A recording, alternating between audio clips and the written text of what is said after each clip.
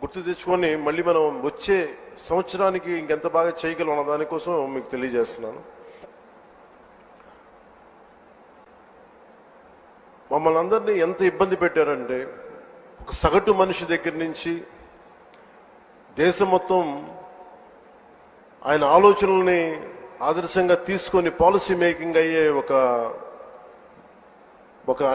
దశాబ్దాల అనుభవం ఉన్న, సుదీర్ఘమైన అనుభవం ఉన్న ఒక ముఖ్యమంత్రి గారి, ఒక తెలుగుదేశం పార్టీ నాయకుడు శ్రీ నారా చంద్రబాబు నాయుడు గారి స్థాయి దాకా గత ప్రభుత్వ పాలకులు ఎంత ఇబ్బంది పెట్టారంటే ఇంకంతా ఇంతగా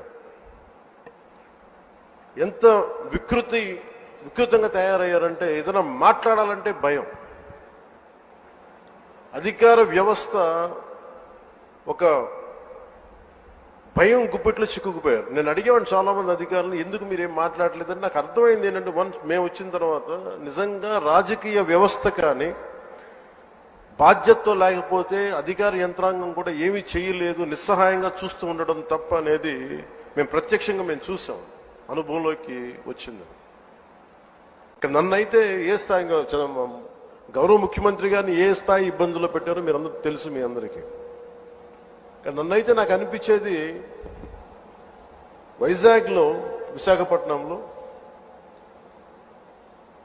24లో 23 ఆఖరిలో ఎలాంటి ఇబ్బందులు పెట్టా, మీరు రోడ్ల మీదకి రావడానికి కూడా ఇబ్బంది పడేవారు. వస్తే అరెస్టులు, ఈ స్థాయి, వీటి మధ్యలో అసలు భవిష్యత్తు కనిపిస్తుందా అని అనిపించింది నాకు. అసలు ఆంధ్రప్రదేశ్కి వెలుగు అనేది వస్తుందా? ఇలా భయం గుప్పిట్లోనే బతకాల? వాళ్ళ ఇష్టానికి చట్టాలు, ఇష్టాలకి బెదిరింపులు, నోటికి ఏదొస్తుంది మాట్లాడటాలు, ఇవన్నీ చూసిన తర్వాత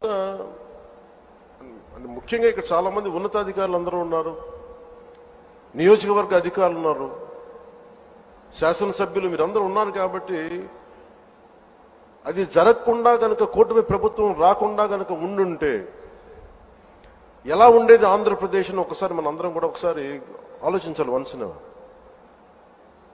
ఎందుకంటే మేమందరం కూడా గౌరవ ముఖ్యమంత్రి గారి దగ్గర నుంచి